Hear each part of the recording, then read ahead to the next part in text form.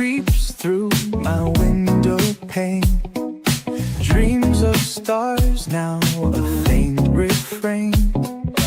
Coffee brews and thoughts collide in this early morning ride. Wake up world, let's start the day. Insight flows in a bright array. Questions dance like morning dew. In this space, it's me and you. Coffee chats with Melissa. Every cup buzz a whisper. Conversations open doors. Spilling thoughts forevermore. Ideas bubble crisp and bright. Words take flight in morning light. Consult the heart, make it sing. New perspectives on each wing.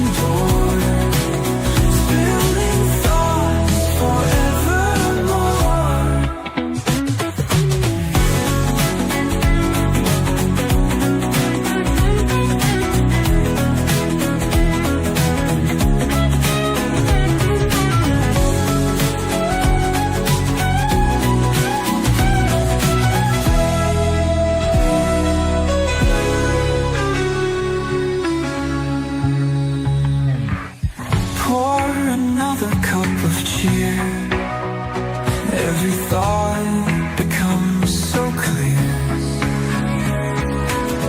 Fancy tunes and bubbling streams, waking up to brand new dreams. Coffee chats with Melissa. Every cup was a whisper. Conversation.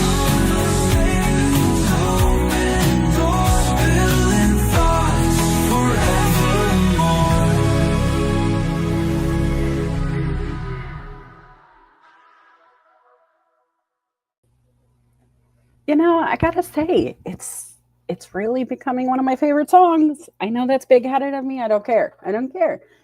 You know, if you can't dance to your own music, whose music can you dance to?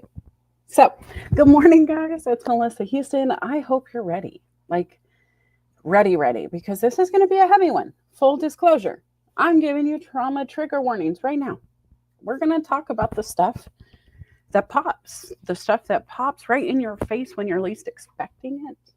Those things that you're just cruising along and all of a sudden you accidentally pick that emotional scab and boom, you're bleeding everywhere, metaphorically, of course. We're going to talk about what to do when the pop pops, right? And it happens all the time. I don't know if you guys are paying attention to the news. I'm seeing a lot popping. We'll just leave it at that, right? But I don't know where you can be in the world right now not paying attention to what's popping every day. And so I just thought it was a very timely conversation to dive into, right? Like, life is happening, and it's happening a lot. And that's what I'm here for. So I'll be honest, guys. I did a poll. I asked you guys, what do you want me to talk about? And one of the things was life and mindset. It was one of the leading things. You also wanted some branding talk, which I know Felipe and I need to get together. We've decided to bring some of that to Careers, Chaos, and Coaching for you. So stay tuned for that. Go follow him if you're not. He's in the comments now. And then I also have the Emotional Women coming this weekend with Jackie Hallberg. So excited to launch that. We're going to be talking communication, which, again, life, very valuable. But you guys decided life and mindset. And so I looked around. And I realized, it feels a lot like some of my former experiences right now, right? I don't know if you guys were in business in 2008, but it feels a little like that when I'm watching the news, when I'm watching the stock market, when I'm watching all of these uncertain forecasts happening. It kind of reminds me of COVID, which we all lived through, right? If you're on LinkedIn, you're old enough to have survived it. You probably had a job during that time. And it feels a lot like that, right? Uncontrolled chaos. We just kind of have to monitor progress as we go. Not everybody's in a position to tackle the problem head on. We all have to just do our part. And really, guys, that's true in all things in life, right? I was trying to think through this, and I don't want to get too far into the weeds, but we're going to talk about those Jack in the Box moments that just pop. And that's a term I've used, right? Jack in the Box moments. It's when you're just sitting there playing along, like I said, playing those songs. Everything's fine. You're in your game room, toys even, and dun, dun, dun, dun, dun, dun, dun, dun. And it's cool. It's cool. Let's just crank it a little more, right? Dun, dun, dun, dun, dun, dun. And I know when I was a kid, I would slow down. Like when I could feel that tension building. I don't know if I could just genuinely feel it in the hand crank. Was the toy created in such a way there was some of that buildup of tension also, right? I don't remember, to be honest with you, because it was so long ago that I actually held one. There were those moments though where I feel like that's coming, right? Where you're just playing along and it's just getting heavier as you go. The music in the room shifting, the energy shifting, something is changing and you know it. That is that Jack in the Box moment for me, because you might have like just a slight hesitation, a slight hint it's coming, and then boom, it just pops, right? And usually it pops with such gusto that the child who's playing with it will drop the toy. They'll scream, they'll run, they panic. And truth be told, sometimes adults do the same, right? When it gets heavy, we scream, we run, we panic. As somebody who has been diagnosed with PTSD, I am constantly aware of my flight or fight syndrome, right? I have a choice. And I think understanding those moments that happen right before the pop are vital. And so I wanted to kind of cover it from all of those angles. It's a lot to unpack, but that's why I wanted to give you a full-on trigger warning. This is one of those shows, right? So if you feel like you want to share, you're welcome to come to my DMs and tell me, hey, I love what you're saying. Let's do this. And I will offer you a link at some point to join me on the stage. I do want to be very clear that I would like this to stay overhead view if you're going to get into the world's current events, right? I don't want to get political in the sense of my side's right, your side's wrong. This guy did this guy says that, these guys are terrible. That's not it, right? If you genuinely are concerned of, hey, I'm going to lose my job because of behaviors around me, let's talk about the pop of the job loss, right? That's the kind of focus I want in these moments. Not because I don't want to hear your story, I do, but I want to make sure that, one, we don't get too far in the weeds with any single thing, right? Because this is about the whole topic. I also want to make sure that we're respectful to anybody listening, because I don't care what political side you're on, there's work to be done.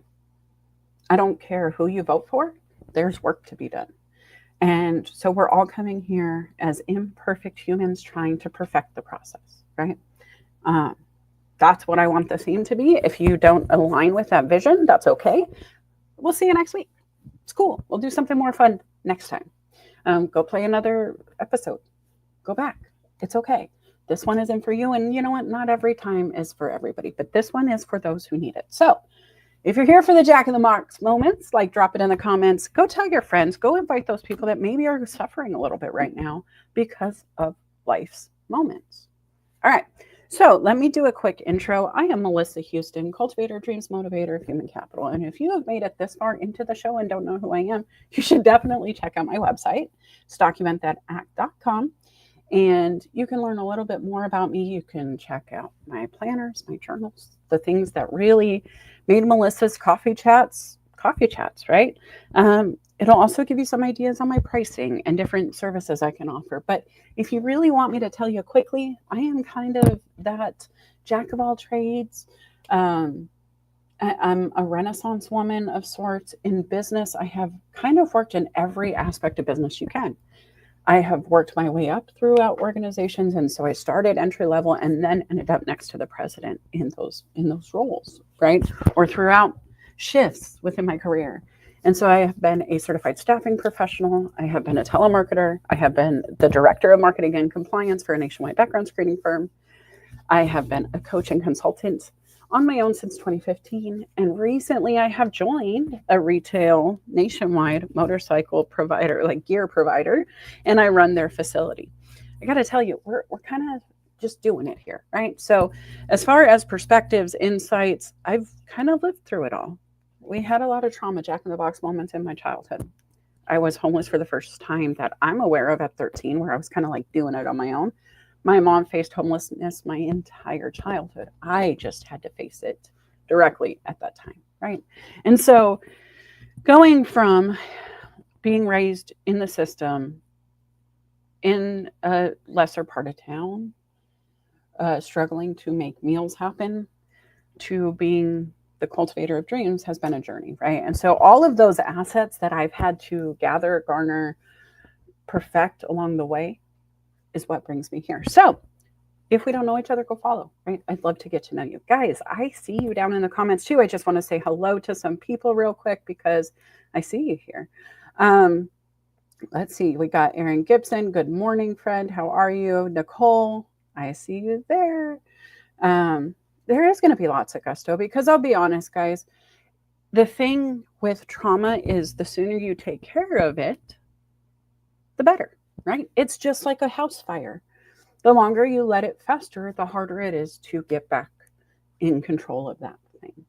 And so that's true with jack in the box moments too, right? Have you ever been so angry? I know a lot of people understand road rage, right? How many of you have had road rage in your life? In those moments where you get cut off, where somebody has upset you and you just kind of pop. That's also a jack in the box moment.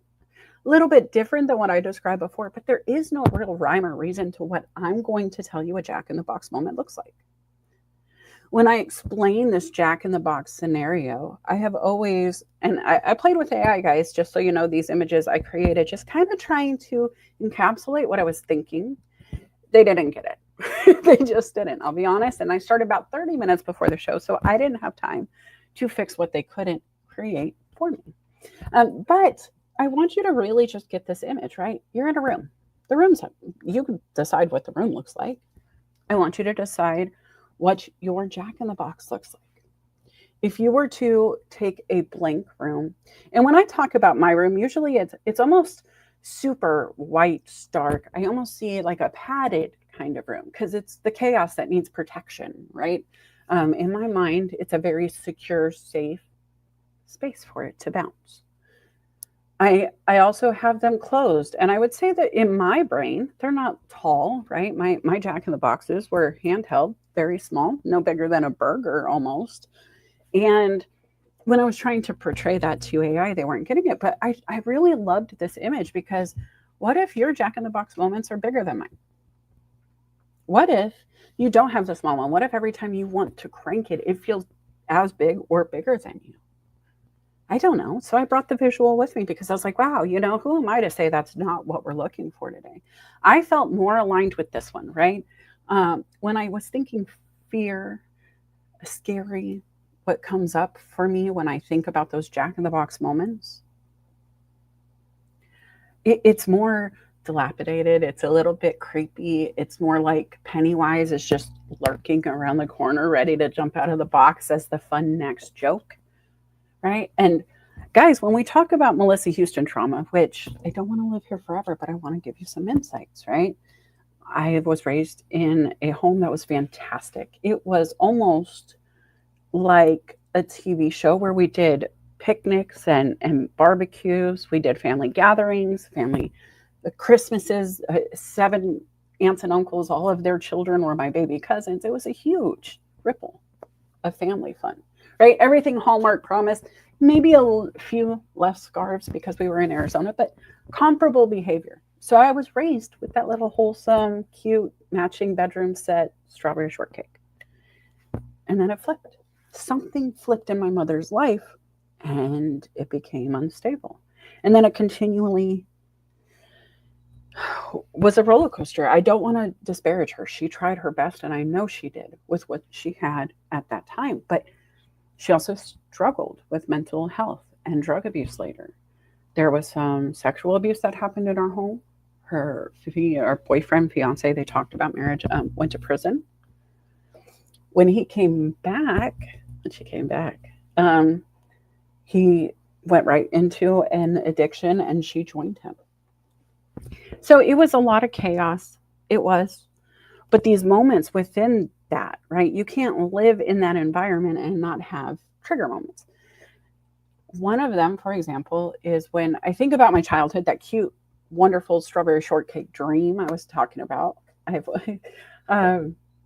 can also parallel that, Venn diagram it with a moment where I got an easy bake oven, right? It feels great to have one of those cool things.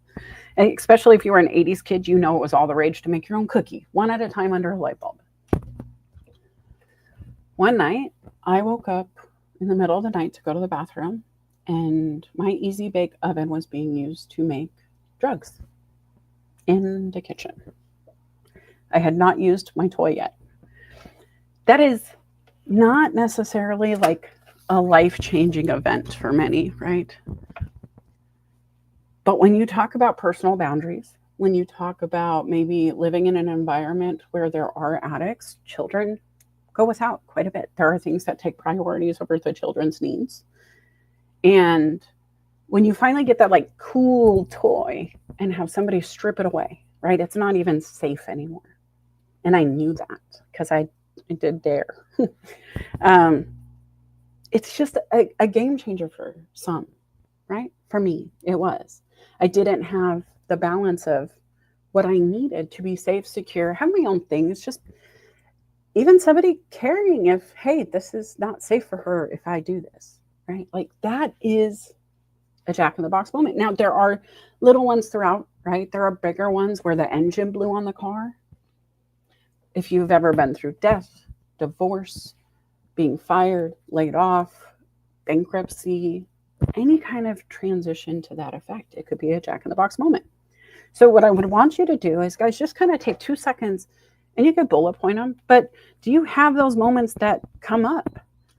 I don't need to know what they are. You don't have to tell the world, but just maybe write them down, right?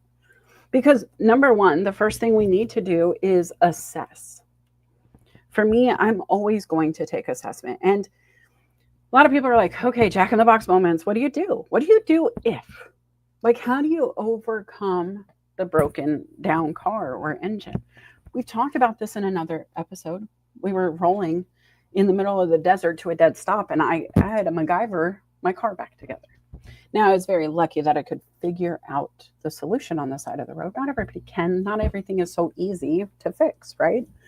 But in that moment, I had to make a decision to be in control of myself in the situation or to let it control me. That's the same with all experiences. My grandmother taught me this very early. I was really contemplating, like, what was that moment that I was able to gather that information, right? Like, just gather that we have a choice. And it was my grandma. If my mother and her siblings and who, like her children, were struggling with life, which we all do, no judgment, my grandmother had to hear it, right? That I hear my kids. I'm sure you have people who call you with their moments. If you care about people, you're there for them, friends, family, spouses, your church community, who knows, right? That's for you to decide. But how we do it when you watch the people you envy, want to emulate, respect, I don't care what word you fill in, right? That's your Mad Lib. What is it that they do that you're not? Or what do you think they're doing? What does it look like they're doing? Because again, guys, this is a lot of perspective too.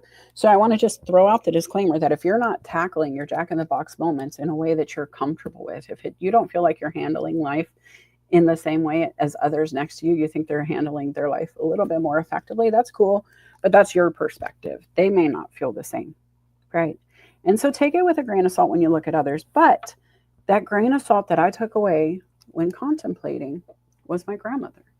And I was probably 5 years old, maybe younger. I don't even know.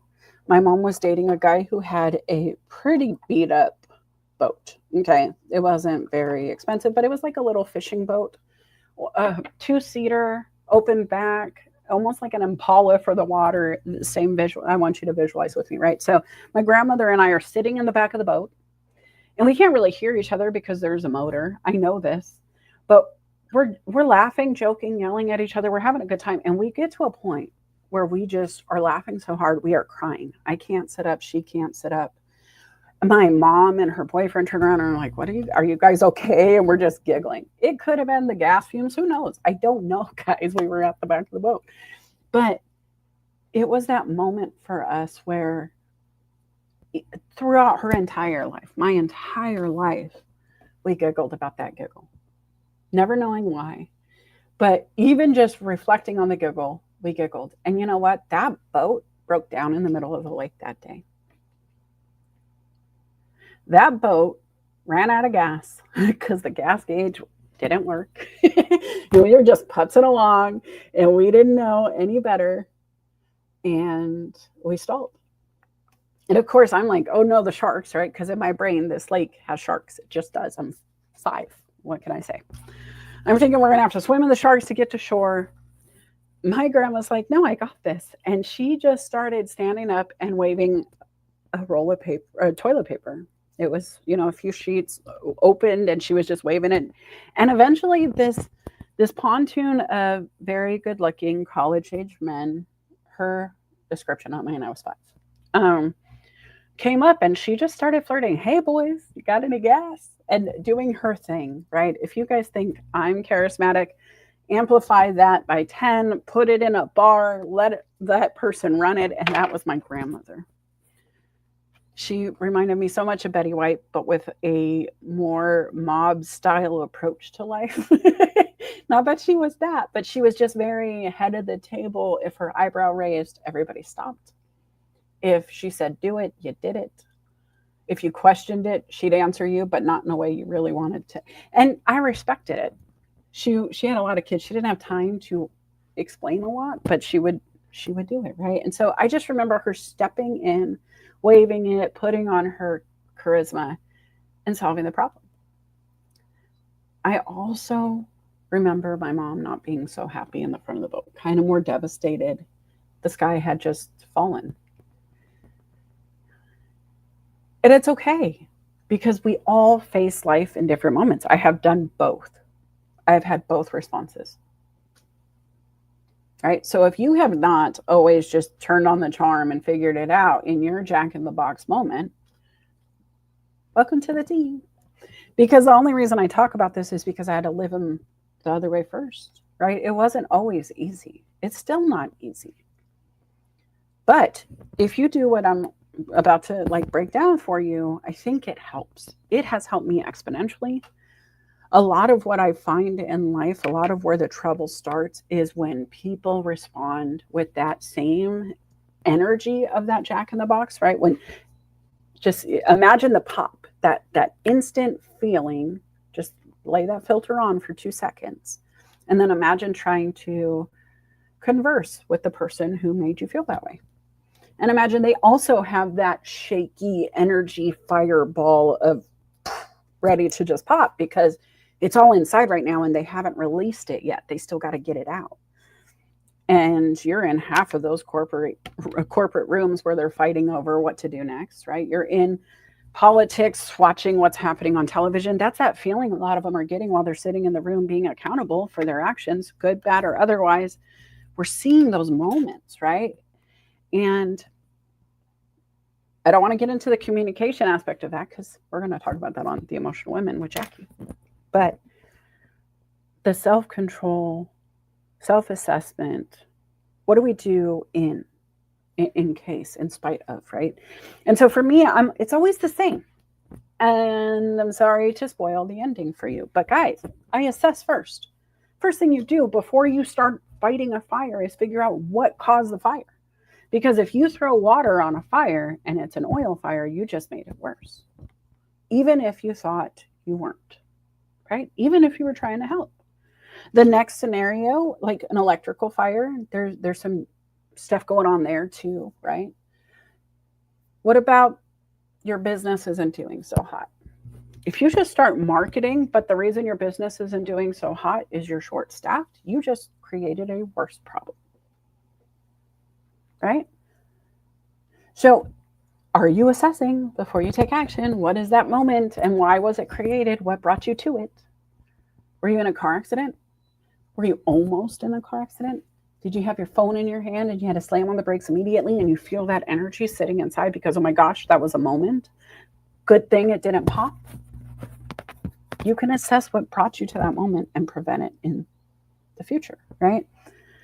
The next thing is get to the decision quickly. After the assessment, take all the time you need to assess. Sometimes it's seconds, right? Oh no, the house is on fire. I can tell quickly it is. Then I need to assess, what do I see that's giving me a hint? Do I see a spilled oil bottle all over the stove?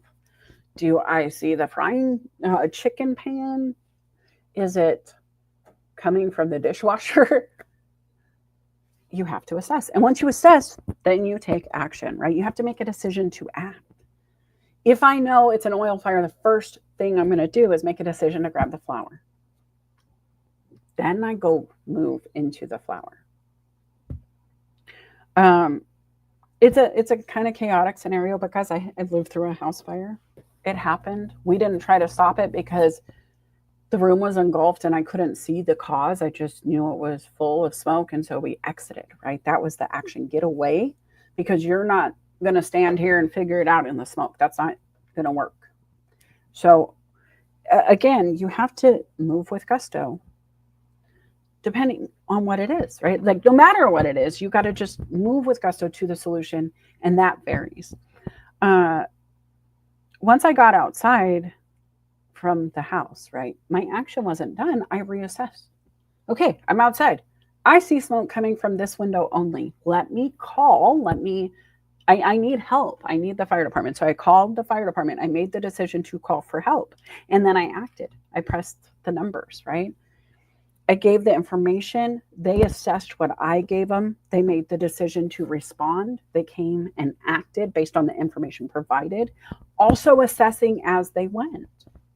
Taking in new data, right? That's important. And so when you're in the jack-in-the-box moments, what is your first response? You got to identify you. First thing you got to do right now when we're not in the moment is to assess how you act when they arise. What do? Are you one of those people who curses, beeps your horn, like freaks out, stomps, cries, it's unfair, it's not right? Or do you go, oh crap, okay, I got this. Let me grab my shoes. Right? And that's something that I'm not upset if you get upset. I've cried first. Sometimes you have to release the energy to be able to be on top of your response after the fact. That's okay. But you have to assess what you need first. Maybe you need a nap before you tackle the big thing, right? Maybe you get a call that, hey, my car broke down. They towed it to the shop. They need us to come down so we could talk about the estimate.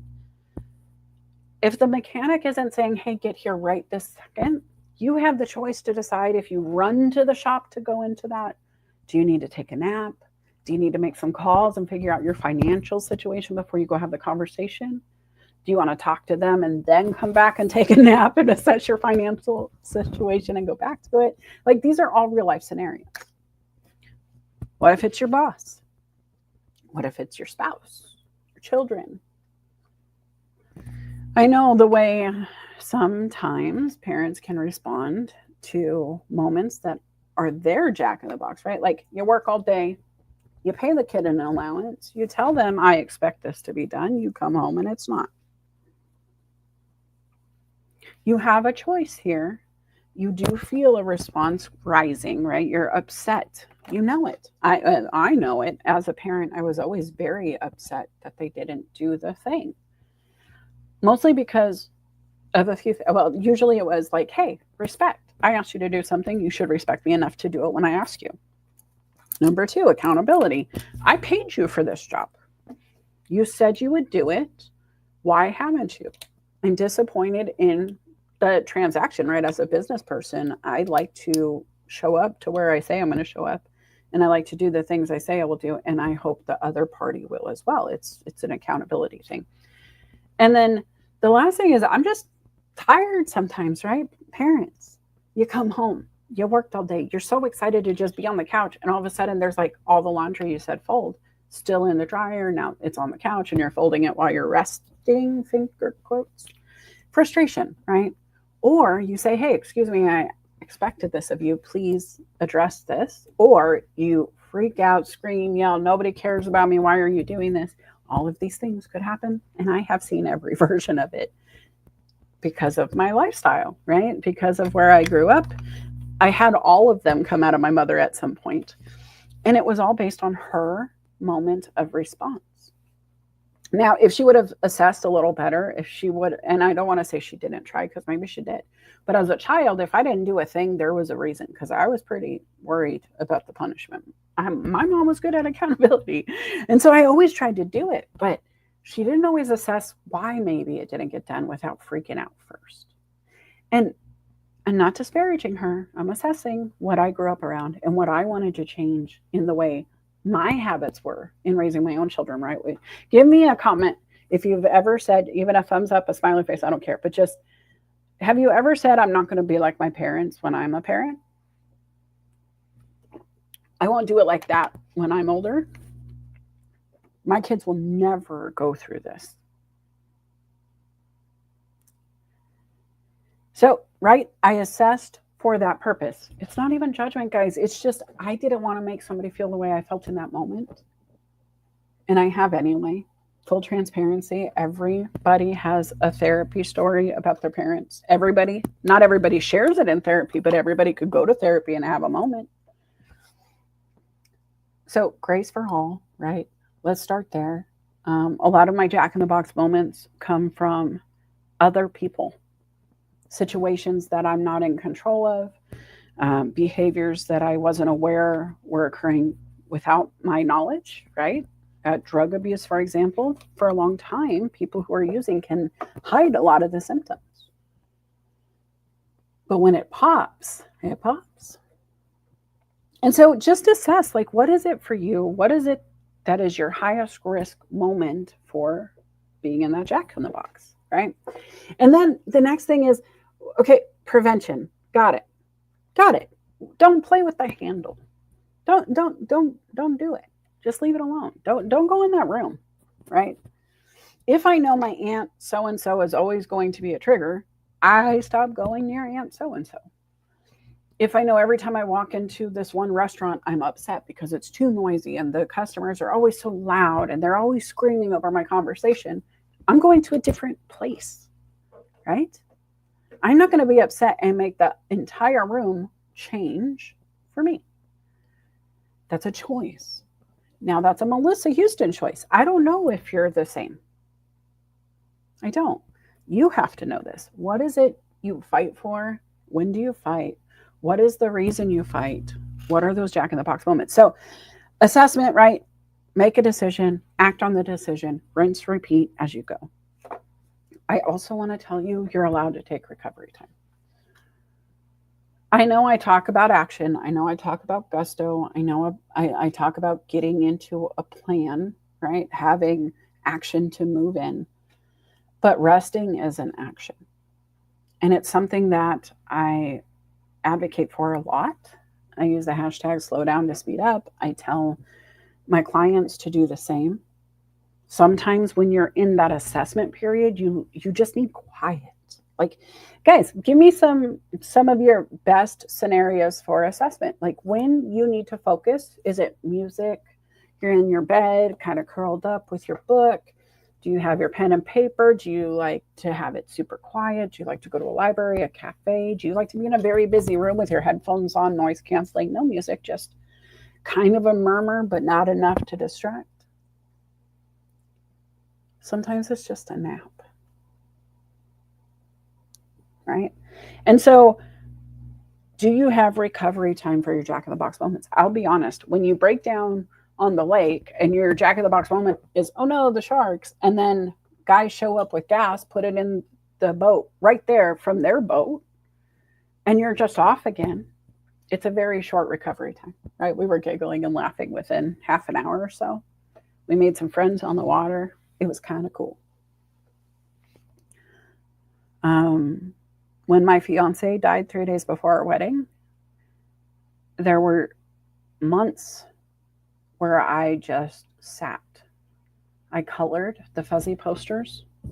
It was the only thing I could do with my kid where we could connect, maybe just throw on a movie, some music. We didn't have to really communicate, but I wasn't not there, right? I was there. That was a rest period. I was a parent. I couldn't just shut off that switch, but how could I be a parent without having to do more than I could, right? In that time, truthfully, I could barely get to work and back. When I got home, I did not want to do dishes. I did not want to clean. We did a lot of sandwiches, like preventative food habits. We would eat out more often because I just didn't have it in me. We watched movie after movie. And you know what? They were cool. It was fun. It was a habit. And a lot of you probably have the same habits now, right? You go home, you have your habit with your kids. Sometimes you speak. Sometimes you're just in the room together while they're watching their favorite cartoon from your lap. It doesn't matter. Same concept, right? But I was barely holding on and I was in my rest. I was in an assessment phase. I was just supposed to be married and now he's not there. What's next? I'm 2 hours away from my entire family. My best friend is there in town, but not long later, she ends up leaving for her own reasons. And so I'm in this town, 2 hours away from everybody. I'm doing the best I've ever done in my life. I gave up all of the welfare and the social support that I had been raised on. I went and made my own income. I was doing it.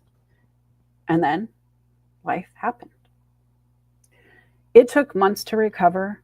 Then it hit MySpace. I got on MySpace. I was super lonely and I was ready to have friends, but I didn't want to go out. Every time I went out, I was cute.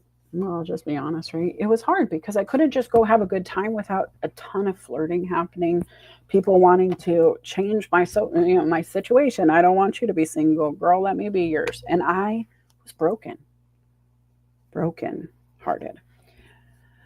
So I stayed home. I got on MySpace because I was that old. It was that time. And I just learned to HTML code, guys. That's where my social experience started. I was resting in something fun and new, distracting, my own. I could shut it off at will. Nobody held me accountable to be there, right? You could scroll even now, LinkedIn, very same. You can doom scroll for hours and nobody's going to know. If you accidentally click on the profile, they might know you viewed them, right? But you can. And so I spent time with music and playing with my background and creating a vibe, right? Kind of like the Go Brunch situation now. But back then, I reconnected with a ton of friends from high school, which made me feel less lonely. All these people knew me. Some came just to watch. Some have crap talked the posts that I used to make on MySpace because I was in my doom and gloom era and I was not a mindset coach then.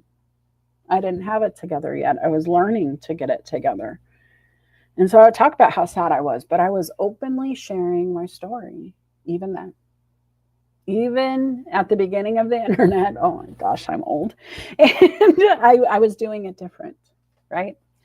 I don't know, others may have been too, but for me, I was transparent in a way that a drug and abuse-filled home aren't allowed to be. And it felt really good in spite of it being really bad.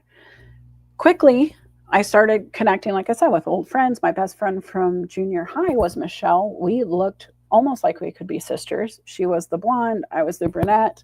Otherwise, we were built very comparably. Even our cheeks are both round, right? So we have similar looks. She was my profile picture. When we were in junior high, we were M&M, Melissa and Michelle. If you found one, you found the other. If one got in trouble, the other one was certainly there too. Always. It was a thing. I'm sorry, not sorry. So I connect with everybody. They see the picture, it syncs automatically. And then there's this guy whose profile picture is a little distorted. I know the name. I know he played football. I thought he was kind of cute in high school, but I never really knew him.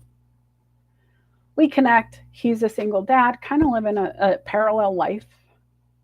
He's in the other corner of Arizona. I'm in the bottom right hand. He's in the top left hand. We are as far apart as we've ever been in our whole life, and we meet online. We chat. We chat for a while, a couple months. It's very evident within a week or two that I like this guy and he probably likes me a lot. It's impossible. We're on different sides of the state. I'm not ready to really date either, to be honest with you. I actually had my first boyfriend, my first serious boyfriend, move in with me in Tucson. We were supposed to be roommates. His child in one room with him, my child with me in my room. Just friends. Full disclosure, I told him I'm not ready. I'm broken in my heart. I can't. And he agreed. A few days later, it was a lot harder than he had anticipated. We got into an argument. He may have said some words to the effect of, "Get over him, he's dead." Jack in the Box moment. And I kicked him out. I kicked him out, and I don't mean to giggle, but I was so upset. And I popped. I went to work. When I got home, his ride was there. We apologized to each other because we really weren't meaning to have it pop. But I wasn't in that space. It wasn't what the situation was supposed to be. I popped, right? And I know people experience this where the promise isn't what it was and you get upset. And that's okay. But how you respond matters. And I should not have put him in that position to not have a place to be. I don't even know if it was technically allowed. I mean, because he said yes back, maybe I could have, but if he fought me, it could have been a legal battle because he was staying with me. I'm not proud of it, but I popped, and it's an example and a cause. Same time, I'm talking to this guy named Dave from school. He knows the girls in the photo, but he recognizes my best friend more than me, and he's not sure why.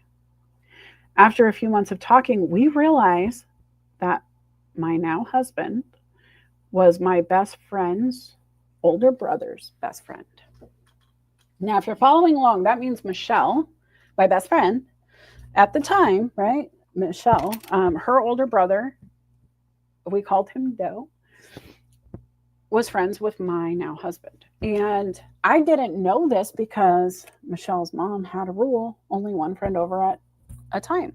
She didn't want any responsibility for any of that mixing of, kids at that age in the house at the same time. Rightly so. I respect it. But because of that, we never met. We never hung out. We never really did anything. To get closer, we never engaged. We had the same friends. He hung out across the street from where I sat down and read my books at lunch with the choir and the drama kids.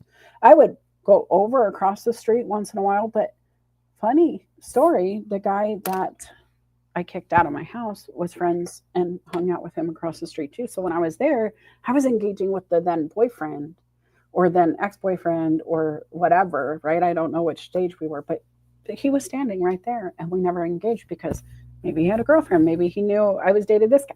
Crazy story. We come back together years later. I'm in my morning and I find rest, peace, just somebody to converse with. No strings attached, no expectations. Somebody who's also doing the solo parenting and he's so many miles away. It's safe. Eventually, I got addicted to talking to him. We spend hours on the phone. And this is back when you had to like live on your charger, right? There was no battery life in cell phones back then. You had a couple hours if you were on it max. And so we lived on the charger. We would fall asleep with our phone plugged into the wall, just on. It was sweet and it felt great. And so eventually we met in town where we grew up. I found out at his mom's house where we met, he was behind me, less than a quarter mile away, pretty much my whole life. The whole time I was at my grandma's house taking care of my grandfather, he was there. We had shared similar friends throughout our time in elementary school. We had similar teachers. He was in the band room while I was singing in the choir. He got kicked out. I almost feel like I remember the fight, but I can't be certain it was him, but I remember a fight in the band room. And that's what got him kicked out, because he fought a bully. Weird, right? You just don't know what's going to happen, but those Jack in the Box moments move us around. And how you respond matters. If I would have just jumped into the next relationship, even though I wasn't comfortable, even though I knew the guy and could have been comfortable, I could have allowed it to happen. I could have, but I wasn't ready. And I stood my ground because I had learned boundaries were healthy. And I was finally at an age where I was allowed in my own home to set them. So I was doing it with gusto. And so a lot of things could have changed, but I move in with my husband. After our first date, I decide, okay, no, really, this is the guy I like. I'm going to be with him. So I move in with him. I give up my life in Tucson, where it was pretty sad, pretty lonely. And I moved to Bullhead City. And I got to tell you, it was a shocker sitting on the couch later. I look over and he's on MySpace, whatever. And there's the guy I kicked out of my house on his friends list. And I'm like, wait, you know him? He's like, oh, yeah. He had moved down to Tucson. Oh, yeah, he moved down to Tucson. He was going to marry the love of his life. And it's like, what? I didn't know that my husband had conversed with the guy who had moved in with me. They had been friends in school, right? And he told him his plans for me were marriage. I wasn't ready for that, but that's what he had planned on from the get-go. And so, guys, again, a Jack in the Box moment where I'm sitting on the couch going, oh, emotional response. He wasn't honest with me from the get-go. And that's okay. It's okay. But who's been dishonest with you? What moments have you kind of found out about after the fact that triggered that Jack in the Box moment? Right? Do you still talk to the people? How do you work it out? I do want to invite some people on stage. If you're interested in joining the conversation, talk about what's coming up for you. I would love to hear from you. We're getting to the top of the hour. I'll do another refresh of the room, but I would really love to hear about your Jack in the Box moments. What has been that for you? How do you handle it? So, true story. The first thing I did was disconnect, right? I put the Jack in the Box down. I locked him in the room and I walked away. Essentially, it's like pulling that piece of yourself, that piece of your mind, that thing that's just traumatized, triggered, upset, unhappy, and just blocking it off, pulling it out, putting it away. It's not a healthy way to cope, not long term. I think it's something that can work temporarily, right? Like being in a fire. There's a lot of trauma that came from being in a house fire. My daughter almost lost her life. I had to deal with the ripple of her mental health issues. Somebody was very kind and gave us a gift card to a restaurant after the fire. It's like, that's amazing. It was a new restaurant in town. It was a teppanyaki grill. I think I said that right. If you don't know what that is, that's that big plate where they have the chef just prepare a bunch of food. They throw maybe food at your face while they're cooking it, right? Lots of fire, flame, excitement. We didn't think about it when we took her. And in that moment where they threw the hot oil on the grill and it went up in fire, she was traumatized. It triggered the little girl, 2-3-year-olds, Jack in the Box moment. There's no way for me to parse that out by just pulling that piece of the puzzle out, right? And so I want to be very clear. I don't think this is a one size fits all solution. I don't even think it's a long-term solution. I don't. But as a parent in a fire, I had to put that moment down to be able to respond effectively for my daughter. And I was lucky because your body is trained to act in that way in those moments. Not everybody has it down, right? Fight or flight. Sometimes you freeze. There is that third option there. But you can become ready in some ways, right? You know the triggers that get you to the freeze point, back up before it happens. Have alarms that help trigger other people into action if you know you can't. Fire alarms, for example. Automatic sprinkler systems if you're going to freeze. Maybe you can't grab the extinguisher, but you know you can buy something because you know you're going to panic. You can prevent chaos anyway. But it's figuring out that missing piece, right? How are you going to act? What are you going to do? I'm getting feedback in my DMs that my live is paused. Tell me if you can still hear me, please. I also, preparation matters. Who you have. If I know I have 911 to call, I'm not as scared of a fire. If I'm in the middle of the woods and nobody's around for 50 miles and I'm camping and a fire starts to break free of the place I started it, I am worried, right? There's not a lot of solution there unless I know how to respond. And so are you preventing with information? It's that, do you know what to do in case of a fire? Do you know the difference between the oil fires and the electrical fires? Do you know the difference between putting out a fire in the forest and putting one out in your kitchen? What would you grab? The concepts are comparable. You guys, if you're having trouble, please go find my YouTube. I think LinkedIn is glitchy a bit, and I'm sorry for that. I'm not sure what's going on there. But think about it. If you are camping, right, you would have to grab dirt or sand to smother a fire. If you're in your kitchen, you grab flour. They're both going to be dampening products. They're both going to smother the fire. They're supposed to take the oxygen away, right? Not allow the flame to grab oxygen because it's too thick a coating for that. If you understand the concept, you can kind of ad lib wherever you go. You're at the beach, grab the sand, right? You're in the mountains, grab the dirt, grab the soil. Like sweep some of those leaves off the top and start digging into the wet stuff. Throw it on top. You have to prepare for you. You have to know what your jack-in-the-box moments are, what your risks are going in. If you're going to the Thanksgiving dinner, do you know Aunt so-and-so is going to be there? What's your exit strategy if you get stuck in that conversation again that you know you're trying to avoid? These are your moments.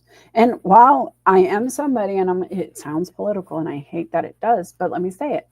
If you get triggered, that shouldn't be something people make fun of you for. It shouldn't be something that people poke at you about. It shouldn't be trolled. It should be assessed. It should be understood or given room to breathe, right? I'm really upset at people who find fun in others' trauma, whatever that trauma is. They're bullies in that way, I think, right? I don't want to surround myself with people who won't allow me to feel what I feel, or who try to tell me, oh, just suck it up. Oh, it's not that bad. Oh, insert here. So the next question I'll have for you is, who is your tribe? Who is your friends group? Who is your support network? Whatever you want to call it, right? Who are those people you call on when it's not the fire department, when it's something more personal, when it's something not an emergency at the government level? Maybe it's something more personal to you in your home, in your mind, in your heart, in your life. Because that's also part of my toolkit. When I have jack-in-the-box moments, first, I want to tell everybody about it. One, because if you've never put out a grease fire with flour and then told your friend, I don't know who did it first, right? I really don't. I know somebody did, but then they told others, and those people told others, and those people told others, which is why you see me be so transparent on the internet. It's not because I think I know it all. It's because what I've lived, I've learned from, and I want you to hear what I learned and assess for you what you agree with, what you don't. If I tell you that I grabbed the flour and the first thing you think is, oh crap, that's a big mess. Okay, cool. What is your solution? I'm willing to listen. I don't know anything that's not messy. When crap hits the fan, it's messy for everybody. But if you have a cleaner solution, if you have an easier fix, let's talk about it. You probably aren't talking about it, or I'd be at your show. And I see you guys who have shows. I have been at your shows. So thank you for sharing your stories too. But guys, seriously, how often do you share your tips and tricks with your friends, your family, your circle, your strangers? I love to do it because I don't know what piece you need from me, but the more I share about my life, the more you can pull data from it. Experience.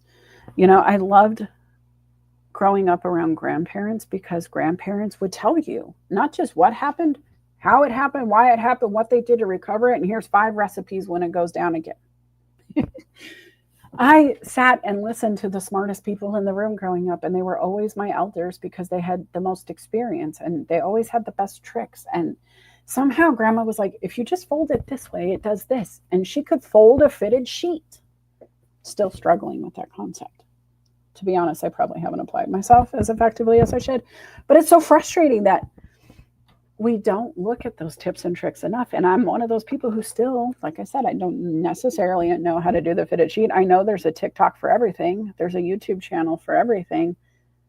We got to want it. And so that comes back to another thing, right? Like, do you want to put your Jack in the Box down? Do you want to keep playing with it?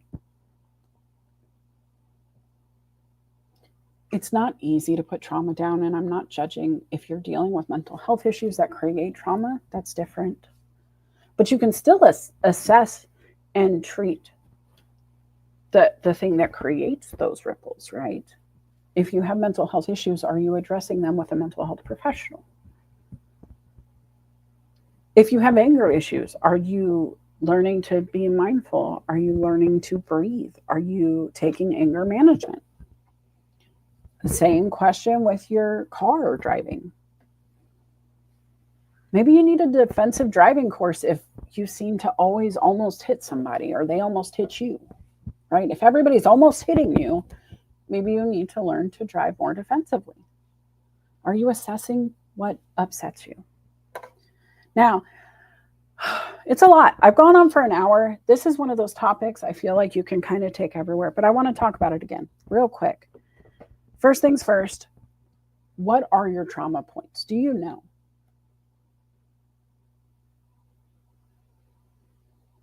Do you know how to handle them when the scenario comes? Let's say you walk into a room full of Jack in the Boxes. What are you going to do? First, you assess where they're at, right? Where do they sit in the room? Are you going to walk near them?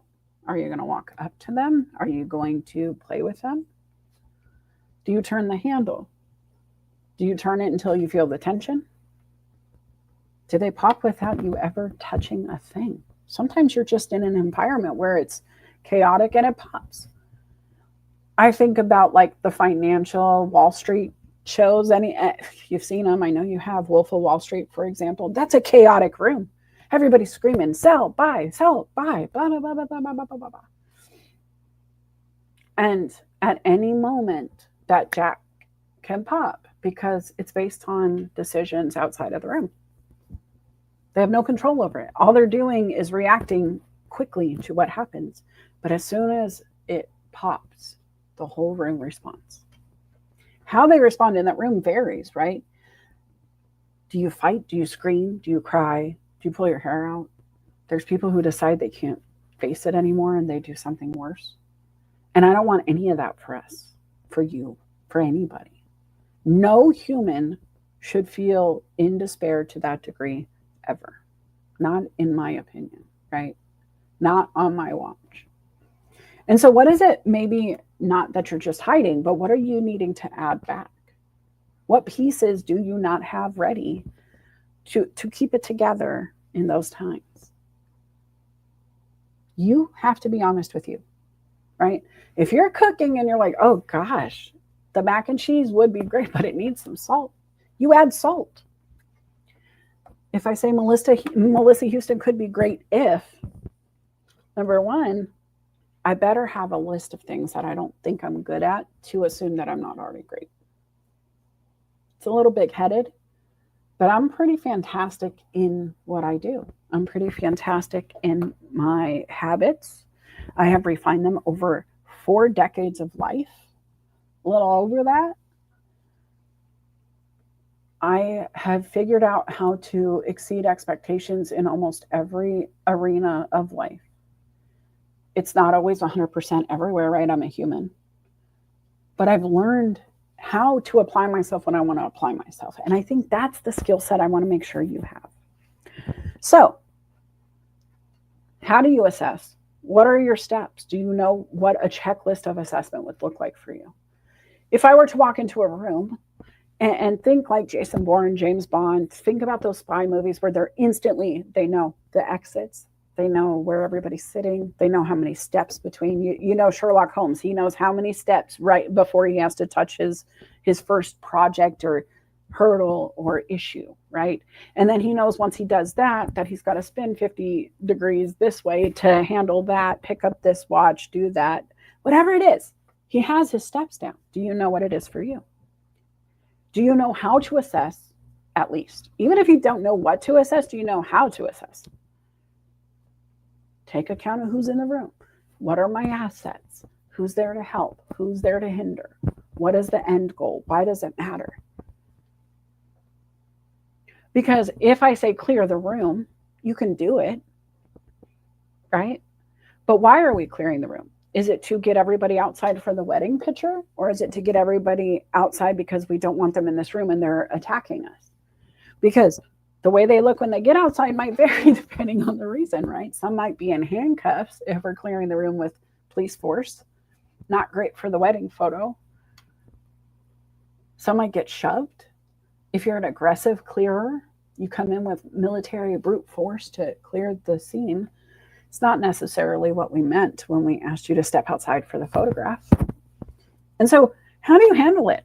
Do you have the right gloves on? Are you using the right tools? Are you using the right amount of force? These are things you have to do. The other thing I will tell you, like, right, you take assessment, you have to make the decision. Make sure the decision aligns with why you're acting, right? Do the action, rinse and repeat. Is there anybody left behind? Did I miss anything? Is there anybody who's not as happy as they were before the move? What's wrong with grandma? She looks like she's looking at her shoe. What's wrong, right? Like whatever it is, are you rinsing, repeating the assessment to maintain the goal? Recovery time. How long after that wedding are you going to take to heal before you call everybody and thank them for coming?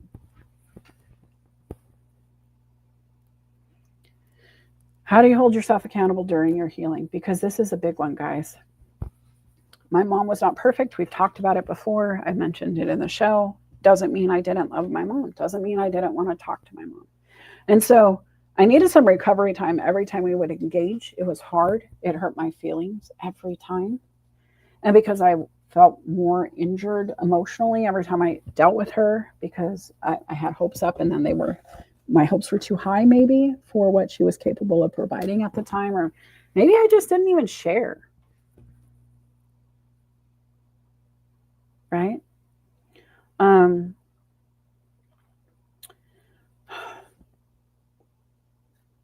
How much of that was her fault if I didn't tell her that I had expectations of her behavior when we were together?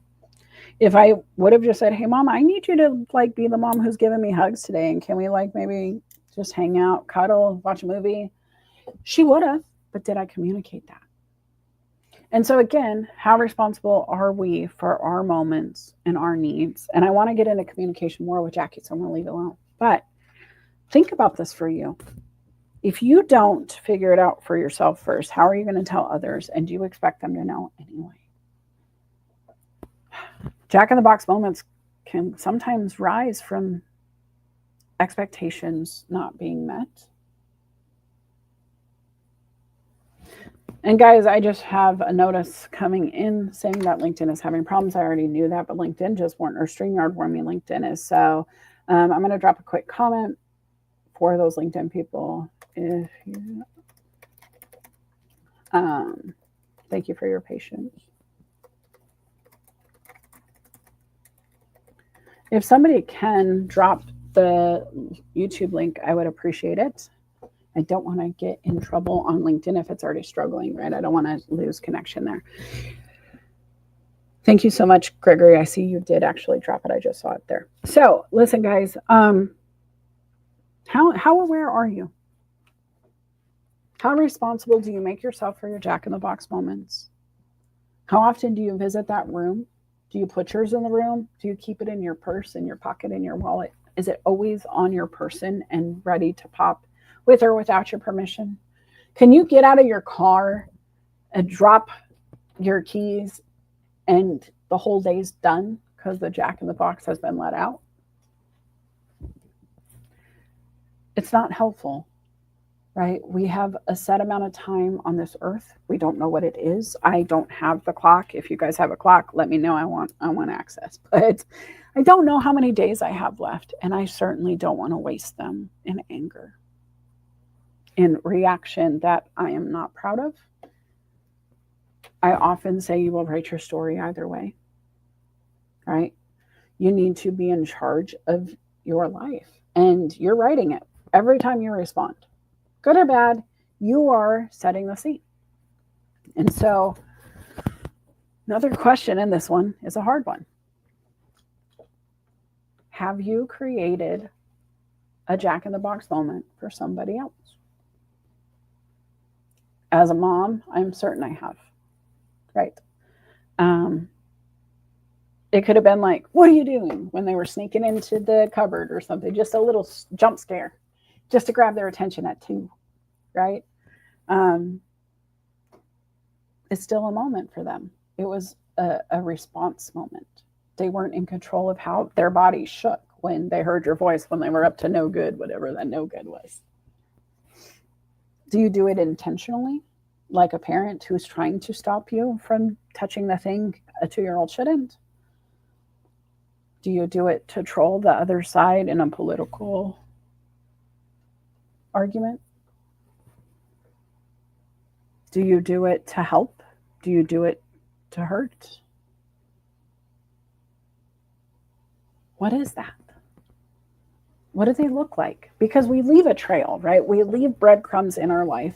Sometimes we leave really positive ones. And we help people get to their destination by giving them those hints, those tips, those wonderful things along the way. And then there's other times where we don't. And guys, I'm sorry about the struggle. I'm hoping YouTube will have the full replay without any trouble, right? So if you're missing parts of this, please feel free to go back to YouTube and watch the playback. Share it with your friends too. But this is that. I mean, right now, right? Depending on who you are and what you're thinking, you could be really frustrated that LinkedIn isn't working well. I could be like, oh, forget it. I'm just cutting the show right now. We're not doing it anymore. I'm not doing that. I'm not doing it because the record will be there. The history will work. The people who are meant to hear it will show up and hear it, whether it's now or later or in a DM with Melissa, right? So don't be frustrated, guys. Just act differently. Assess and take action. Like Gregory. He immediately was like, I went to YouTube. And then he dropped the link. So thank you. Also, I got to tell you, I'm not seeing all the comments feeding back to me now from LinkedIn either. So if you're there, thank you. If you guys could tell your friends in the comments, since I'm not really reaching everybody, Felipe just messaged me and said that my live stopped. Please let him know to go, right? But how you respond in this moment matters. And I'm not going to let the messaging be derailed by technology. This playback will live on and we're going to keep going. So recovery time. We're about 2 minutes in, 3 minutes in from understanding that it's kind of broken and we're working. But who will help you heal? Who helps when it hits the fan? who will mention to you in the DMs or in the comments, hey, something's not right, it's broken, fix it. They let you know as quickly as possible because they don't want you to get too far off the moment where you just were. Make sure you're keeping them close. If you don't have people, get people. Be that person for somebody else. And very often it's reciprocated. If I show up for Felipe, he shows up for me, vice versa. It started with one of us doing that for the other. To be honest, I have no idea who did what for who first. I don't even care. I know I can call on him. He knows he can call on me. Right? I knew Gregory's going to tell me the truth either way. I love that about Gregory. He's honest. It's part of being autistic. You don't really have a way to mask very well. You just say what you mean what you say, and that's where we are. And I love that about him because he's the first one to jump in and tell me when it's not working. And I love having honesty around me, right? How many people are honest in your life? Even if it hurts. Like, honey, I know you love that dress, but you probably need to go a size up. Would you say it to your loved one?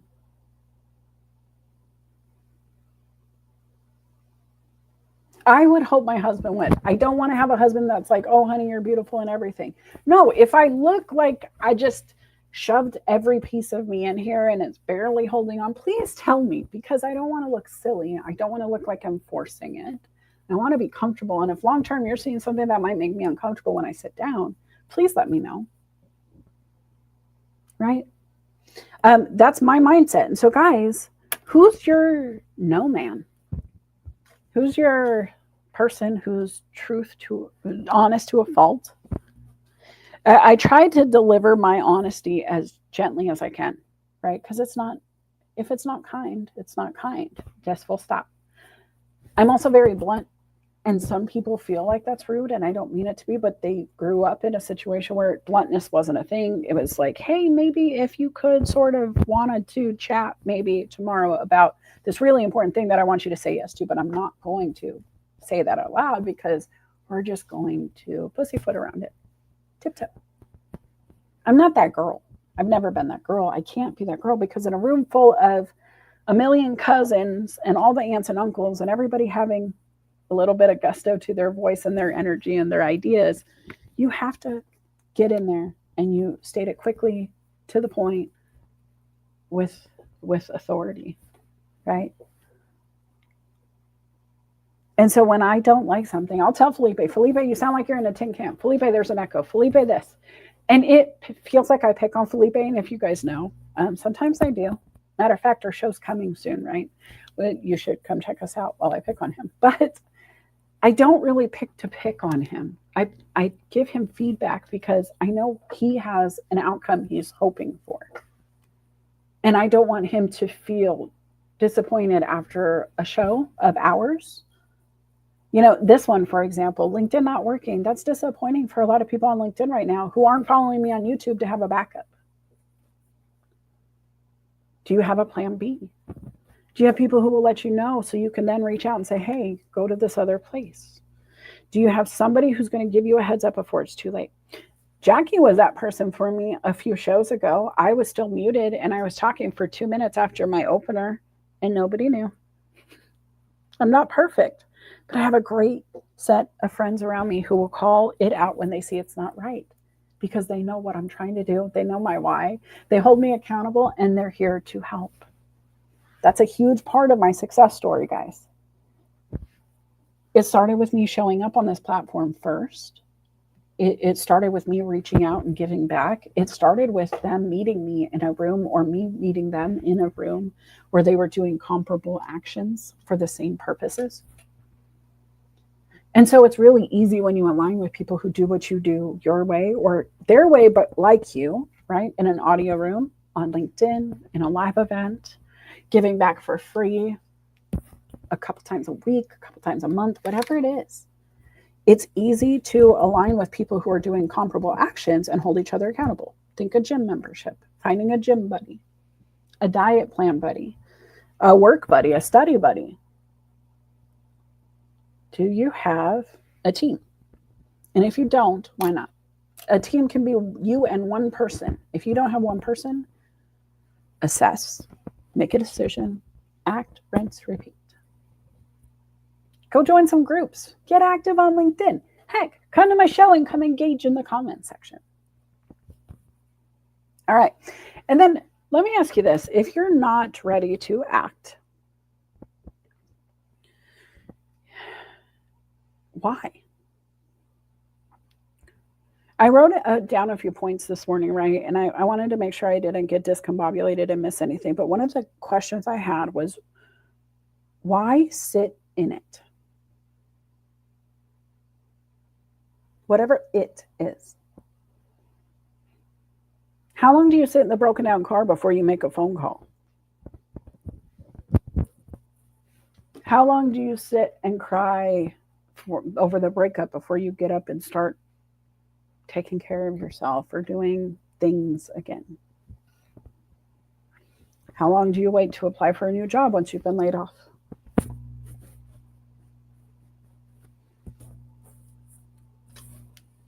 These are things that matter in the long run, guys. You don't have to respond immediately. You need to respond effectively. And that changes depending on the situation, right? If you wait and you sit in it during a house fire, you're in trouble. A lack of response in that moment is trouble.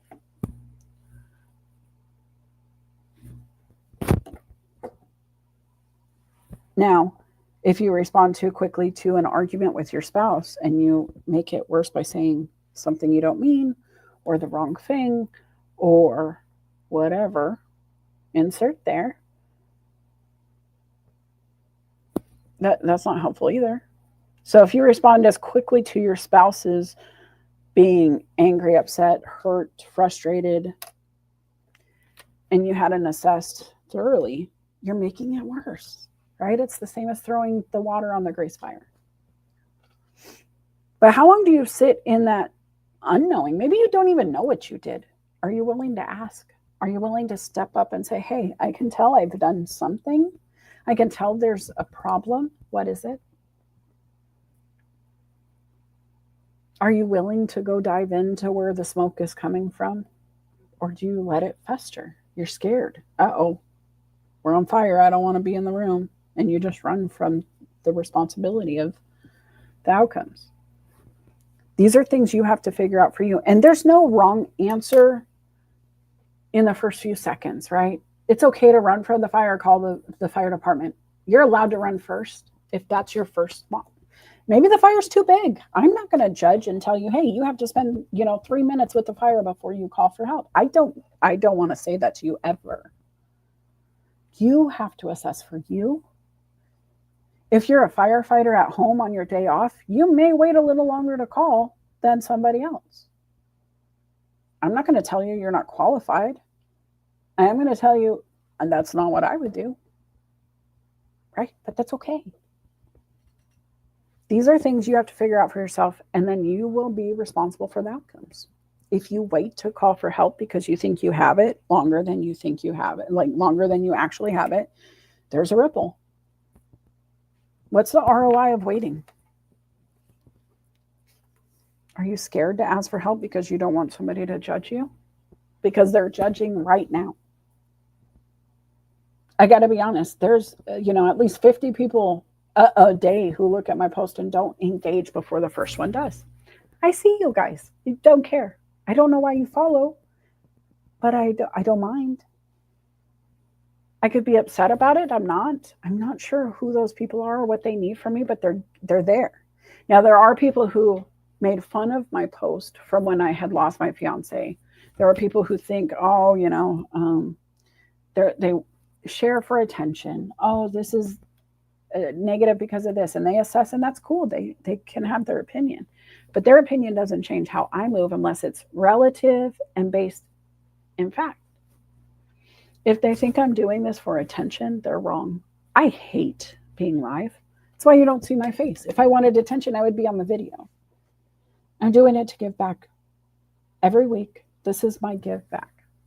I make good money. I live a very good life. I have a lot going for me. And not everybody can say the same. And I haven't always been able to say the same. And so I just want to remember to reach back, pull forward. Another hashtag I've used in my time, right? But it's all about reaching back to the Melissa who is behind me and helping her. And it doesn't have to be Melissa, but you know what I mean, right? So the other thing is those Jack in the Box moments, when they come, they can deter us, but not usually for long if our why is strong enough. And we've talked about this. I know a lot of coaches talk about your why. It matters. The who, what, where, when, whys always matter.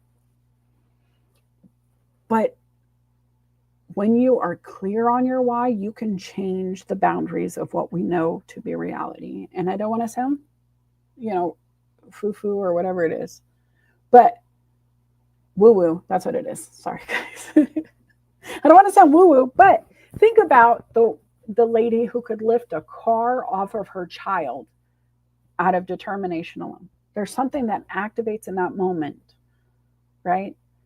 That she changes what we know about science. Because her why is strong enough, she can create a ripple she never thought was possible. There are tons of examples of people going above and beyond reality because their why was strong enough. And so think about your why. Do you know what it is? Do you know why the Jack in the Box happened? Do you know who created it? Do you know what it means? Do you know where it came from? What you can do to fix it? Like the who, what, where, when, whys, guys. The simple questions that carry so much weight when we apply it to the things that we face in life.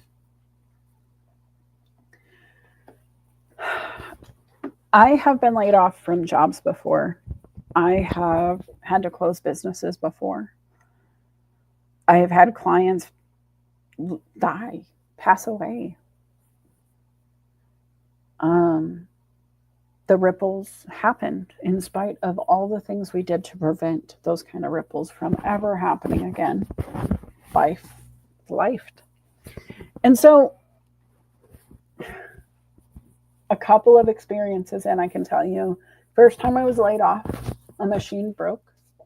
It was a machine that would take whole cars and turn it into different piles of scrap material.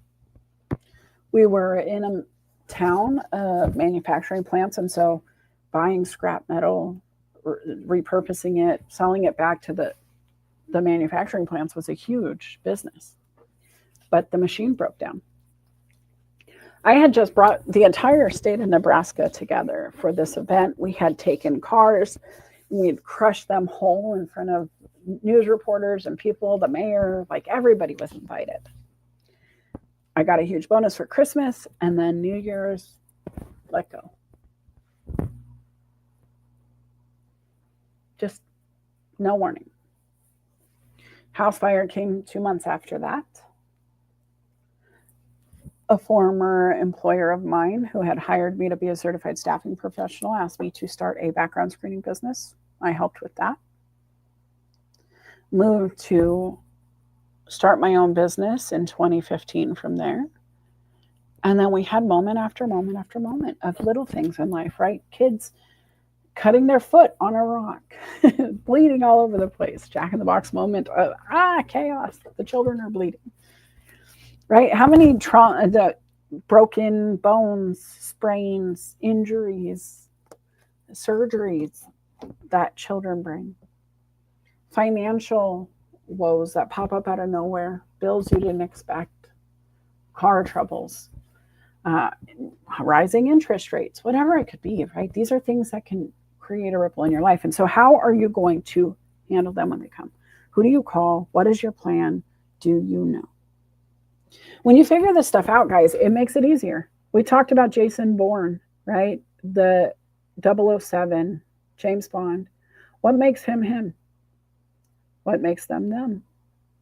It's always the preparation. It's knowing what resources you have, knowing how quickly you can grab them, assessing as quickly as the scenario needs you to assess. We talked about how either of those agents, right, Jason Bourne or James Bond, can reach into their pocket, grab their tool, unlock a door, and have the tool back in their pocket before you finished your sip on your champagne.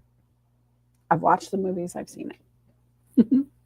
But I also know, if you know where your resources are, if you know where to grab that material, if you're a trainer, if you're in HR, if you have people who look to you for resources or to grab that document we need, and you know where it is, you are essentially that person, right? If you can click immediately, oh, I need this file, and you're like, sure, and 3 seconds later it's delivered, you're that in your job. Are you that in your life? I need rest. I need a vacation. I need to eat. I need a shower. I need to go to the doctor. I need to get my breast exam, my annual exam, my blood pressure checked, my cancer screenings. Guys, are you ready? You don't know if your health isn't in shape. Jack in the Box moments often come in the form of a diagnosis you weren't expecting. We're talking about prevention. I myself, we're just thinking about this. I'm seeing a lot of diagnoses come out. I have friends on LinkedIn that are facing chemo and treatments, and it's numerous humans. And prevention keeps floating in the back of my mind. I have things that I could probably go have my doctor assess, right? I have a mole that's new. I need to go get checked out, for example. When I lay flat on my back, I feel my tummy. There's a little bump there. It's not a huge bump. It's a little one. I don't know if it's like a hernia. I don't know if it's a pulled muscle. I don't know if it's just a cool little stored bubble of fat who's like, hey, I'm your French fries from 7th grade. I don't know, right? But I got to go assess. There's a lot of information about me, but I'm also getting ready to write another book with Nick, some friends, about our diagnoses. And so I'm very conscious right now about my health. I'm trying to really reflect on what I'm going to write and really be mindful of that all, right? And so how often do you do that for your body? If you're not taking care of you, none of the rest is going to work. If you're not at 100%, you can't be an agent. And if you're not at 100%, that's fine. If you're at 80, let's gap fill for the 20. Where's your network? Where are those other agents? Where's your team? James Bond has Q. Where's your Q? Right? Charlie had his angels and angels had Charlie. Think through that. I would love to know, like, who's out there still. I know LinkedIn was glitching. They shut it down. I do see Jay. I love that you're showing up. Welcome, right? Definitely we'll try to head over to the Social Saturday live chats. I have some stuff to get done today, and I have a few meetings. One of them, which I meant to mention, is with Jack Torrance. He is the most recently published author with Nick, the gifted bipolar writer. She also does her publishing business, and she helped him become a bestseller. And I get to chat with the man behind the book. And I get to then maybe hang out. I don't know if you guys have been following, but I have been working my rear off this week because I had some team members on vacation. It was spring break in Washington State, and the students wanted to be gone. My assistant manager wanted a vacation, gave them all of the stuff they asked for, and it was a little bit heavier a load than I was expecting, just because, hey man, my team is my team, and there's a reason they're my team, and I covered for my team, but I was tired. We did inventory the week before that, and not to complain, just giving information, right? It was like 13 days of work with 1 day break, or 14 days of work, 1 break. And I was coaching on that day. So I really haven't had a lot of downtime. I'm giving myself that downtime this weekend. I'm going to plan my plants. I'm going to assess, take that break, figure out what's next. But it's a constant thing, right? And depending on where I am in life and depending on what's going on, there's different ways we solve for that. Today looks beautiful. The sun is coming up. It's blue skies right now, but I know there's going to be rain later. So, assessing, I have to make sure my action plan is plotted effectively for what's in front of me. And guys, that's the other thing I'll say. If you don't have a plan of action yet, if you have no way of knowing where to start, what's going on, I'm here for that. That's what I do. I'm a coach. So you can still go to documentthenAct.com and read about the services. You can read about the different offerings. If you're watching the show, especially after the hiccups, if you mention the glitch in the show today, I'll give you 50% off when you book. If you're a teacher or military, you always get 50% off. So just heads up on that. Go to documentthenAct.com, learn more. Subscribe on all my channels because sometimes LinkedIn breaks. YouTube is still working. Facebook is still working. You can follow. All right. So guys, Jack in the Box moments.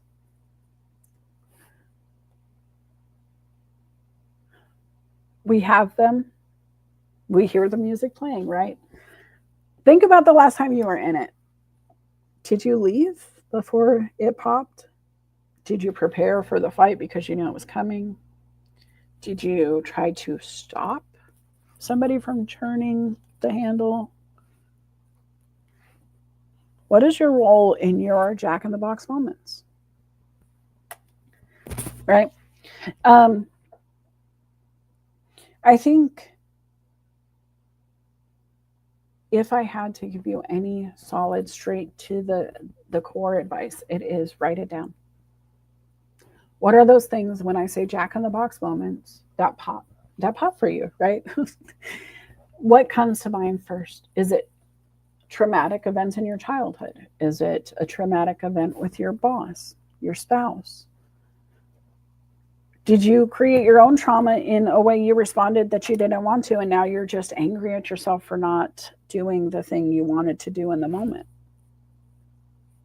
Sometimes I seriously have been so mean to myself when I didn't do it the way I expected. Right?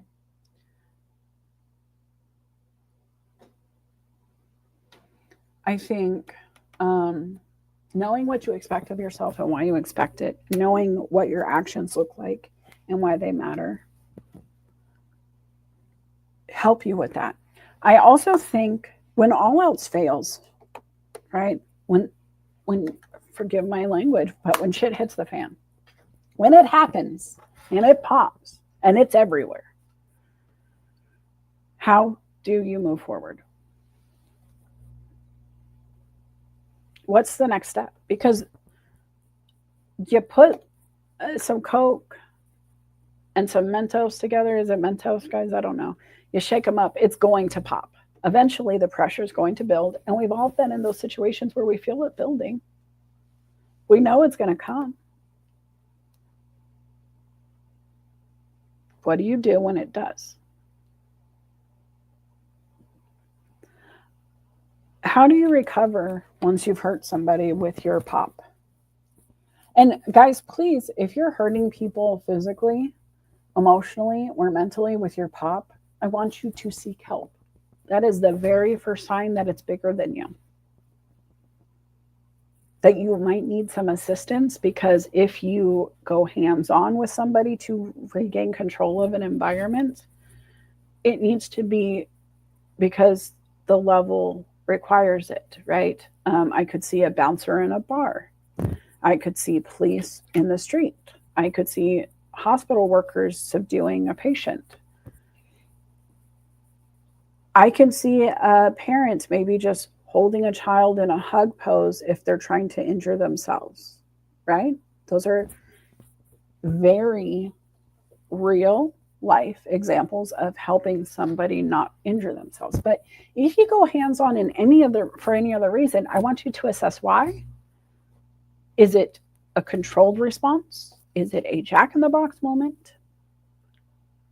Emotionally, same question. If somebody says something mean to you, do you slice them twice as hard?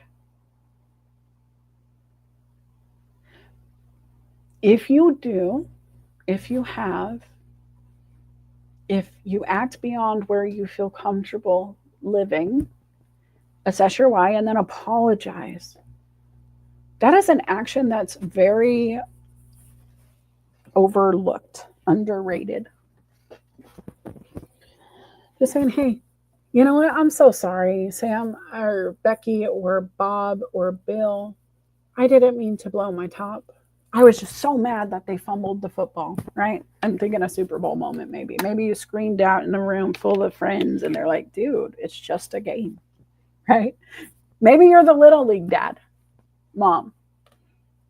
Maybe you're the one telling your son, come on, son, from the side. And the coach is like, bro, what are you doing?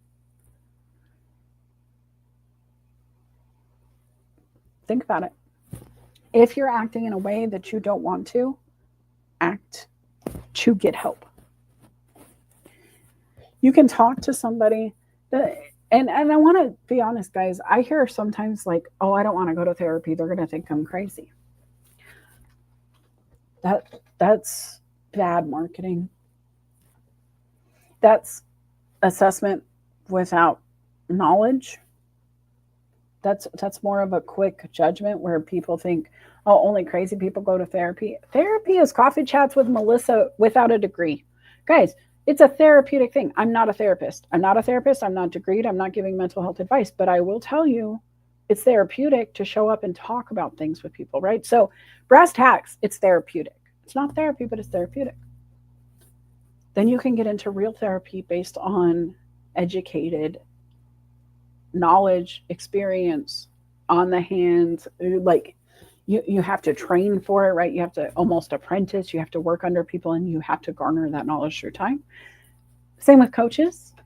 There's certifications to prove you know what you know. I don't even have my certification. I just know I'm certifiably a human who has had variable experiences, and I share them. Some find it therapeutic, but I am not a therapist. However, talking out loud with a coach feels comparable in ways. Solutions vary by qualifications, right? The assessments we can make, I can give you habits to try to negate some of those bad behaviors you have. But if those bad behaviors are based on like a diabetic needing sugar, right? Maybe their bad behaviors are eating sugar all the time and they don't know why they're always craving like sweets. I can tell them to stop, but that doesn't solve the insulin issue that they may be compensating for inadvertently not knowing. There's a reason your body craves it, right? I don't know it's the sugar if I'm not a doctor to assess the things I've learned that can cause that issue. And so, guys, get more than one friend. Get more than one opinion. Get more than one way you tackle the problem. Because the other thing is, you can go to a doctor about your issue, but maybe their solution is to mask the symptoms instead of cure it. Maybe that's not what you want. Maybe your depression is something that they're treating but not solving for. And if your depression comes from lack of motivation, lack of self-confidence, lack of support, that treatment isn't 100%, right? And again, this is not medical advice. This is just me speaking out loud, but assess for you. Talk to your doctor. How many people have heard their doctor say, hey, don't just do this. You need to diet and exercise too. Maybe you should talk to somebody about this. Maybe you should get some anger management. Maybe you should, I don't know, fill in the blanks. I'm not a doctor. You know what your doctors have said, right? Having high blood pressure, they can treat it. My husband has it. They give him medicine, but they also said, cut back on the salt. Do not drink alcohol. Cut back caffeine. Are you responsible for that? Or are you just going to blow it when that moment comes, your blood pressure goes through the roof and it's the doctor's fault because the medicine's not strong enough, even though he told you it's not enough alone? These are things to think about, right? You have to figure it out for you. So I feel like I've talked forever, guys. Jack in the Box moments varies by person. Solutions for those moments vary by situation. But if I had to have a starter kit for dealing with them, I'm going to say it again. We are going to assess right? We're going to take time to think about it. First thing you need to do when you're fixing something is assess the problem. The next thing is you have to make a decision. Then you act. And then you do it again. Rinse and repeat. You have to keep taking steps. There's always another assessment needed. Even if you get to the top of the pyramid, now you have to assess how you get down. Are you going to stay there forever? Is that where you live now? Do you need to assess where you're building the forever home? Do you assess how you get food or water up there now that you're at the top? Do you assess who you help? There's always room to reassess. Then you got to look at the ROI. And I don't say this very often, but the return on investment of assessing the Jack in the Box moments too. Right? I haven't mentioned it till now, but I always talk about ROI. I just never talked about it with Jack in the Box moments. If every time you talk to, Aunt Sally, I don't have an Aunt Sally, but Aunt Sally, she makes you upset, what is the ROI of the relationship? And people are like, well, that's your aunt. Okay, cool. You're right. So there's a blood value there. Okay, there's a tie. But beyond the fact that we are genetically compatible on a portion of how we're made up, what's the ROI? Is it that I maintain the relationship with Sally Jr., the child of the aunt I'm not really friends with? Maybe, right? Maybe you just love your cousin so much that you respect their mom out of default. Maybe their favorite niece, even though they're not your favorite aunt, and you're going to be in the will. And so the ROI for you is if I put up with them, they'll take care of me for life. Maybe. I've seen it. I've heard it. I was a caregiver. I've talked to other caregivers and other family members who opted in. I never did it for a retirement package or some wealth. But I did take care of a grandparent because my other grandparent loved them enough, and that was the ROI, was to make that other grandparent happy.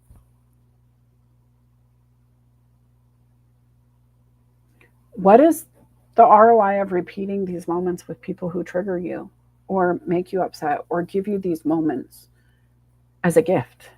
Finger quotes, right? Gift. Are they in their own moment when they create your moment? Right? If you walk up to somebody who's having a really bad day and you try to just act without assessing if it's the right moment for you to intervene, are you the right person for this job? Are you somebody they know, like, trust? Are you somebody they're going to feel is helpful or hindering? Right? If you have somebody who's in an episode of schizophrenia or delusions and you move in, it might make it worse for them. Right? And so when they respond in a more severe way, are you prepared for that? Because you have to assess the fact that if you move in on somebody who's feeling terrorized by things around them, it's going to hurt more than help. If your child is feeling upset, right? And I think about children a lot. I have them. I have grandchildren. I was a child whose parent wasn't always aware of my moments.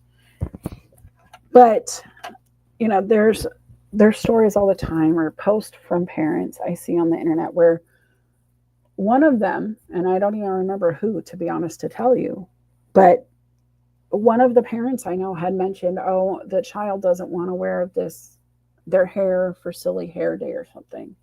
And they were throwing a huge fit, and the parent was mad at the child for not wanting to participate in the quote unquote fun. And my very first thought was, when I assessed, like, why would a child not want to have fun in Spirit Week on Crazy Hair Day? And I thought, well, maybe because there's a bully. Maybe they're already picked on, and if they participate, they fear more of that. Maybe they're not secure enough in themselves, no bully, but maybe they're just feeling insecure and they don't want to look silly. Even if it's supposed to be fun, it doesn't feel fun for them because they already feel like they look silly every day. What if you made your child push through that feeling anyway for their enjoyment? It's a jack-in-the-box moment for the kid. And it might be creating another jack-in-the-box moment when they get to school. They can't trust you to hear what they're not saying. As parents, we have to understand the children don't always have the tools yet. We have to assess. Very often, children do not want to argue with their parents just for fun. There is absolutely a reason there, right? And so even if you're responsible for another human, if you're in a relationship with another human, you care about another human, the who, what, where, when, whys of why they're responding to you in that way, even though you don't see the problem, doesn't mean there isn't one. And so ask, why don't you want to wear your hair this way? And if they say, I just don't, well, that's okay. Is there any particular reason? Is there something we need to talk about? I'm here if you need me. Reassurance. They feel alone. Oftentimes bullies create that feeling for kids as a power move, right? You're not going to be able to tell anybody. Let me cut you off from anybody who can help or make you feel like you can't reach out for help. So if you reach in, reach in beyond that and empower them in spite of, you might get a lot better results than just going to Facebook and blasting your kid publicly for not doing the thing. And maybe you weren't feeling like it was a blast, but if your kid could see the post of, hey, my kid didn't want to do this, and they were embarrassed to do it in the first place, but now you just made it public on the internet. Now everybody sees it. If it was a bully they were trying to avoid, and now the bully's parents might have seen it in that local school group parenting PTO chat or something, right? Just think through it. And please understand, not everybody's required to explain it to you just because you've asked. There are things out there in public right now, racially driven, that are creating ripples. But my whole life, I have seen ripples in that way. I grew up in a mixed city, very heavily diverse, right? And I would see people walk up to my friends, people of color, and reach out and touch their hair without their permission. I've seen pregnant women approached by strangers and their belly was rubbed. Imagine somebody just walks up and starts rubbing your tummy right this moment without your permission. How would you feel, right? That can create a jack-in-the-box moment. Do not touch humans without permission. Just because you're interested in and curious about a texture doesn't mean you touch it. Just because you want to doesn't mean you can. And so I'm also going to ask you, if you feel like you would like people to respect you during your moments, if you feel like you need to be seen when you're being traumatized or upset or beyond your normal self, quote unquote normal self, what kind of support would you want? And if somebody reaches into a pregnant woman's belly, are they allowed to react? Do you expect a reaction, or would you be mad at them for responding to your behavior? Because guys, all of this comes back to being accountable to ourselves, how we act, and what we expect out of scenarios. We can only control so much. I can only control so much of the freeway, and it's usually a 4.5, 5 foot by 10 foot max space that I get to control. Many act like they own the freeway, but you only own that little segment. And that's true about life in general. You only own your portion. And you can expand your portion. You can have a bigger family if you want to have a bigger group.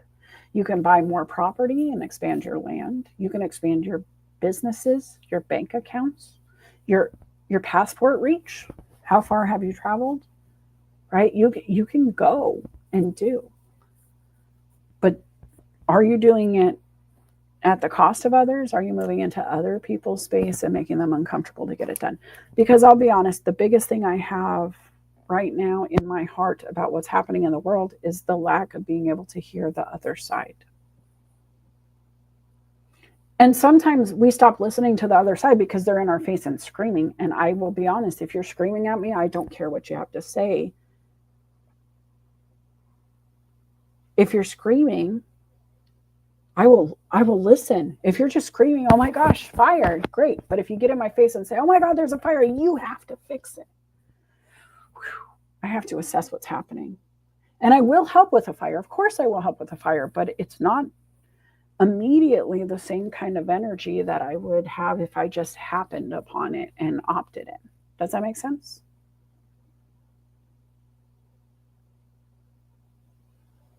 All right. I appreciate you guys coming. I really do. I want to talk about what's coming up. I have Careers, Chaos, and Coaching with Felipe Cofino. If you're not following him, please do on LinkedIn. He's one of those cool LinkedIn top voices. He's got the yellow background behind his photo. He's a lot of fun to hang out with, and he does quite a few shows, which are, I'm pretty sure he's live today with a Social Saturday chat. And Jay, I see you and I appreciate that opportunity to speak. I love to talk. I'm always open. Just let me know. Aligning my schedule is a little bit harder, but let's do it. I think it could be cool. I also have to say, I see some of these comments, and I'm sorry I haven't been multitasking. I was a little scared of losing the feed because it looks like we're having some issues. But Gregory J., you have been very supportive. Gregory says his Jack in the Box moment was when he got his diagnosis for being a neurodivergent, and he was 25 when it happened, right? Things happen. Diagnoses happen. Your landlord can sell the house that you're renting. That can happen without notice. Your bosses can lay you off. The entire government can get restructured in like 3 months' time. I never thought it could happen, but it happens. Are you prepared? Are you ready? Who's in your corner? How do you tackle it? Are you assessing? Are you just responding? Are you responding in a way that's helpful? Are you just on the internet trolling? Are you listening to why people are angry when they're upset, or do you dismiss them based on the topic they brought to you?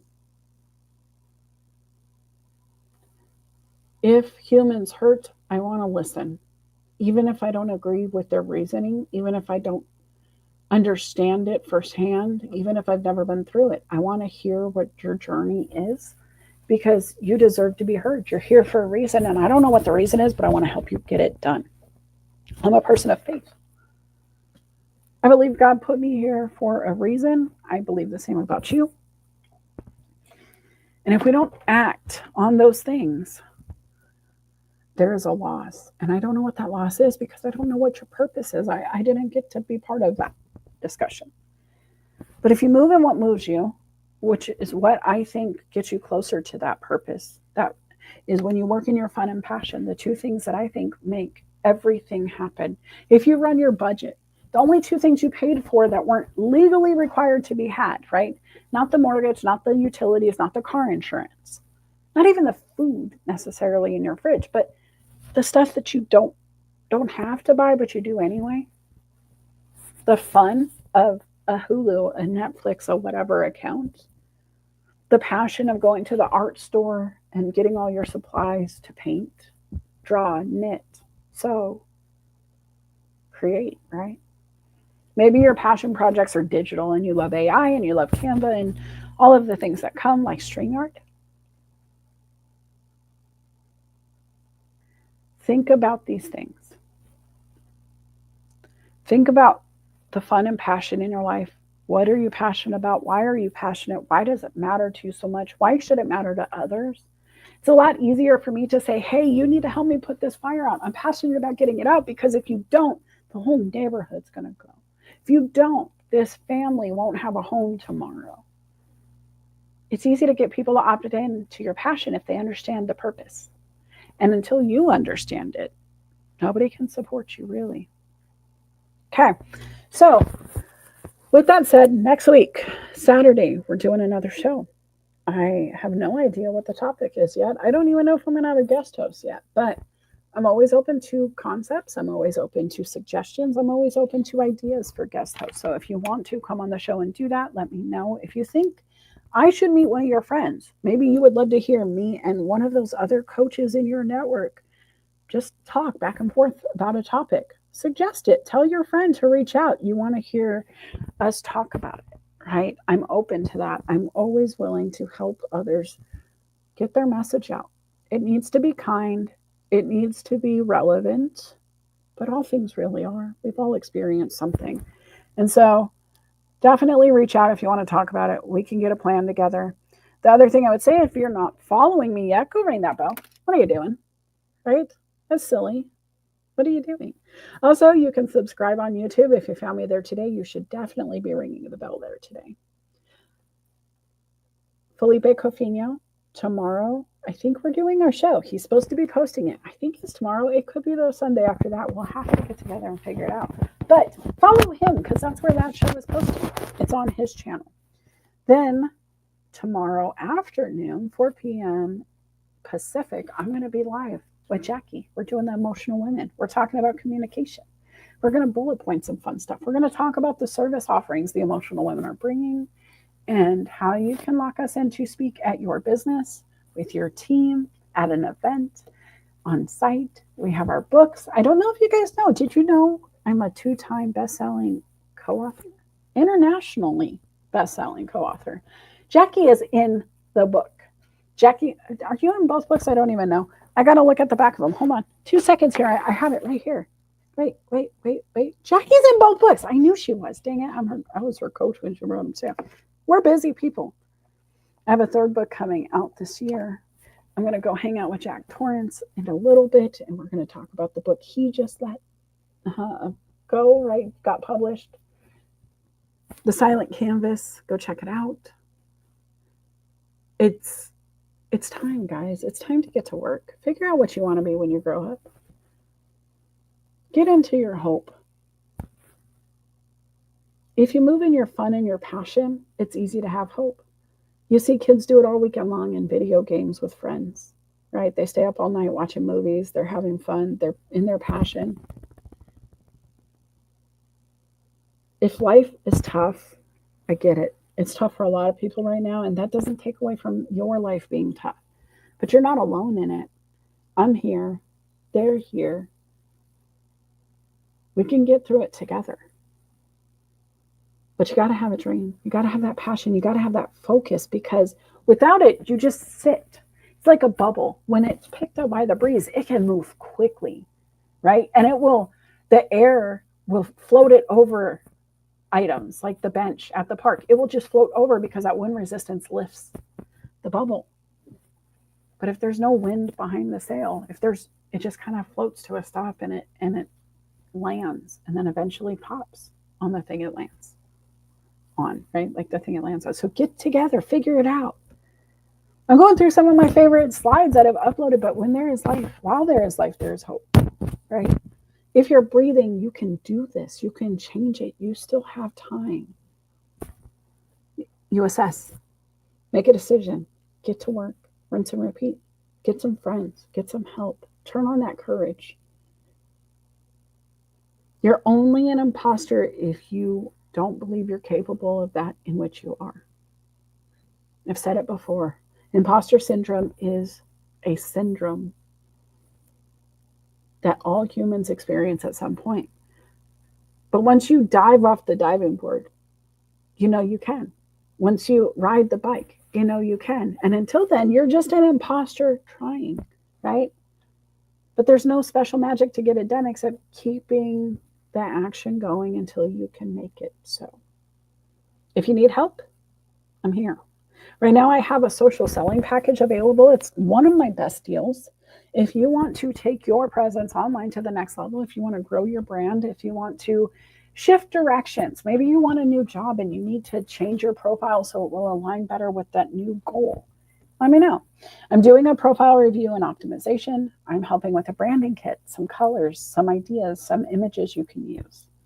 We're also going to do an hour of coaching and planning. Like, what do you do now that I've made it pretty? And now that you have this stuff, what do you do with it? So if you want that, let me know. It's only $250, and that's a killer deal. Usually I charge $250 for each of those items. That's a $750 value. I'm going to pop it into one package and give you an hour with me too, which is usually all you pay for is the hour for $250. So keep that in mind. If you are here and you talk about the glitch that LinkedIn had, you get 50% off. That still applies to this great value. And if you're military or an educator, you also always get that. The reason I give to those people is because, number one, I appreciate the military. They fight for me every day to have the right to speak, breathe, and live in a free society. And especially now, I value that more than ever, right? So they get that. The other thing is teachers. Their ripple is big. And if I teach them to do it, they're going to teach others to do it. And I love the give back. And that is more hands helping with a big mission. So reach out to me if you need it. Guys, go find Felipe, go find Jackie, go make sure that you're subscribing to the channel because I show up every week. I am going to get off of here. We're going to close out with the video again, my favorite song. If you appreciated what we did today, you can buy me a coffee. The QR code is there. Go ahead and scan it. You can leave a coffee or a couple bucks or whatever. Don't feel obligated. It's for those who want to say thank you. And with that, I hope you come back next week. When we come back next week, we'll have a whole new topic, whole new setup, but hopefully you will be here. I know I will be. So with that, guys, take care of yourself and each other. And if you need help, reach out. We'll talk to you soon.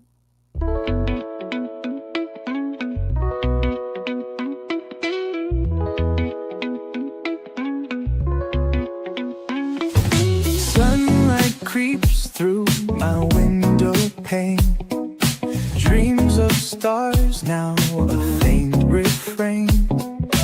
Coffee brews and thoughts collide in this early morning ride. Wake up world, let's start the day. Insight flows in a bright array. Questions dance like morning dew. In this space, it's me and you. Coffee chats with Melissa. Every cup was a whisper. Conversations open door.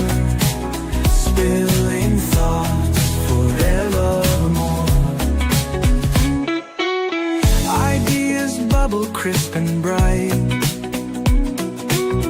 Words take flight in morning light. Consult the heart, make it sing. New perspectives on each wing.